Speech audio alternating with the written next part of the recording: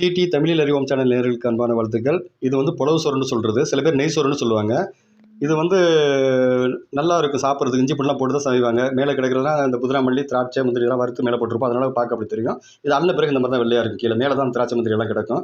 இது வந்து 5 வகை கறிக்கு வைப்பாங்க. இதுக்கு வந்து எப்படின்னு கேட்டால் வந்து இது வந்து ஊறுகாய், இது வந்து ஜாமு, இது வந்து தால்ச்சா, இது வந்து இறைச்சிக்கறி, கிழங்கு, உருளைக்கிழங்கு 5 வகையில் கறி செய்வாங்க. இது சாப்பாடு வந்து நல்லா டேஸ்ட்டாக இருக்கும், சுவையாக இருக்கும். சில இடத்துல பிரியாணி செய்யாமல் இந்த மாதிரி செய்வாங்க. இந்த மாதிரி செய்யும்போது இந்த சாப்பாடு சாப்பிட்றதுக்கு ரொம்ப சுவையாக இருக்கும். சாப்பிட்டவங்களுக்கு தான் தெரியும். இது வந்து இந்த சோறோட வந்து இந்த இறைச்சிக்கறி ஊற்றி செய்யும்போது சாப்பிடும்போது ரொம்ப டேஸ்ட்டாக இருக்கும். இந்த இறைச்சிக்கறிக்கு வந்து எப்படின்னா இஞ்சி பூண்டு, கசகசா, பாதாம் பருப்பு, முந்திரி இதெல்லாம் அரைச்சி போடுவாங்க.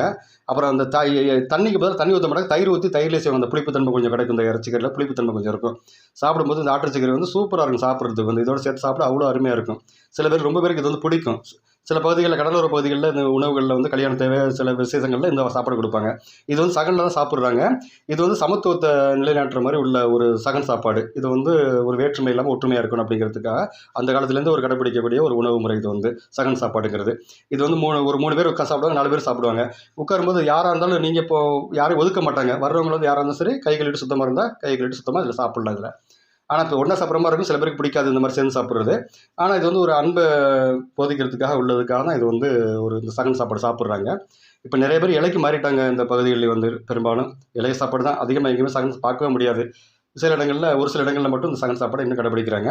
இது எல்லாம் ஊற்றி சாப்பிட்டுட்டு தால்ச்சா ஊற்றி சாப்பிட்றது எல்லாத்தையும் ஊற்றி சாப்பிட்டு கடைசி இந்த ஜாம் வச்சு சாப்பிட்றது. ஸ்வீட் இது ஜாமில் வந்து எப்படி கேட்டால் வந்து எல்லாமே போட்டிருக்கும். அதாவது வந்து பாதாம் பருப்பு, முந்திரி,